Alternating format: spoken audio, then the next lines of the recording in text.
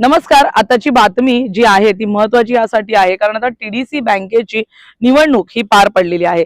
अध्यक्षपदाची आणि अध्यक्षपदाची जी आहे ती निवडणूक 11 जुलै रोजी पार पडली आणि यावेळेस जे आहे ते अखेर अध्यक्षपदी हे महायुतीचे अरुण पाटील हे आता विराजमान झालेले आहेत.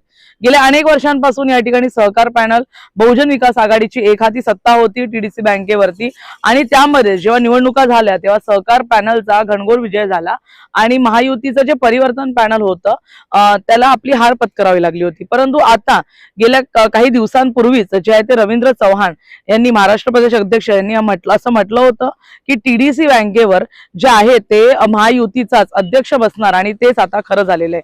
अरुण पाटील यांची वर्णी आता टीडीसी बँकेच्या अध्यक्षपदी लागलेली आहे, तर उपाध्यक्षपदी भाग्यश्री भोईर या विराजमान झालेल्या आहेत आणि आता जी धुरा आहे ती महायुतीच्या हातात आलेली आहे. तर या ठिकाणी बहुजन विकास आघाडीचा एका तर्फे पराभव झाल्याचं पाहायला मिळत आहे. कारण कुठेतरी सहकार पॅनल मध्ये एक मोठा सिंहाचा वाटा बहुजन विकास आघाडीचा होता आणि गेल्या अनेक वर्षांपासून जे राजन कांबळे होते ते अनेक वर्षांपासून राजन पाटील जे होते ज्या टीडीसी बँकेचे अध्यक्ष राहिलेले आहेत आणि आपली कामगिरी ते बजावत होते, त्यांचे सुपुत्र मनीष पाटील देखील या संपूर्ण शर्यतीमध्ये होते, त्यांचा देखील पराभव झाला. अरुण पाटील हे 14 मतांनी जिंकून आले आणि मनीष पाटील यांचा पराभव झाला. त्याचबरोबर उपाध्यक्ष पदाची निवडणूक जी ती बिनविरोध झाली आणि भाग्यश्री भोईर यामध्ये जिंकून आल्या.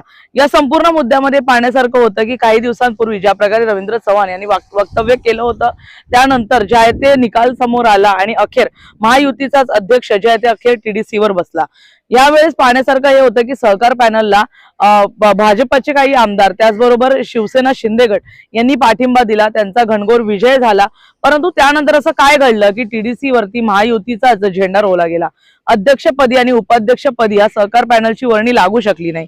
जे आहे ते एका बाजूने ज्या प्रकारे राजन पाटील हे बहुजन विकास आघाडीचे नेता आहेत, त्याचबरोबर अनेक वर्षांपासून त्यांचे निकटवर्ती आहेत, तसंच त्यासोबतच त्यांचे सुपुत्र मनीष पाटील जे आहेत त्या शर्यतीत होते. त्याचबरोबर सहकार पॅनल मध्ये एक सिंहाचा वाटा बहुजन विकास आघाडीचा होता आणि संपूर्ण धुरा जी आहे तिथून सांभाळली जात होती.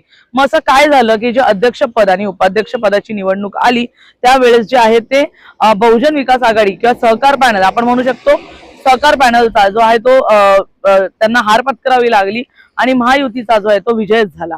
अखेर या ठिकाणी टीडीसी बँकेवर महायुतीचा झेंडा रोवला गेला आहे. यामध्ये बदल देखील पाहायला मिळतील कारण येणाऱ्या काही वर्षांमध्ये गेल्या अनेक वर्षांपासून टीडीसी बँकेची सत्ता ही बहुजन विकास आघाडीच्या हाती चालत होती. आता महायुतीची या ठिकाणी सत्ता बसलेली म्हणजे अध्यक्ष उपाध्यक्ष त्यांचे आहेत, त्यामुळे कुठेतरी भाजपाचा महायुतीचा झेंडा या ठिकाणी पाहायला मिळतो आणि शिंदे गटांनी सहकार पॅनलला या ठिकाणी पाठिंबा दिल्यानंतर देखील महायुतीचं जे आहे ते अध्यक्ष उपाध्यक्ष बसण्यावर अनेक प्रश्नचिन्ह उपस्थित केले जात आहेत.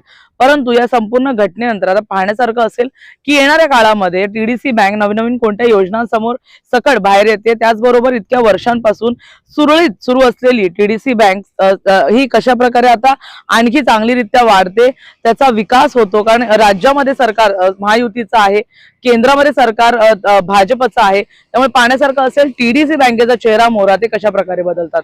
धन्यवाद.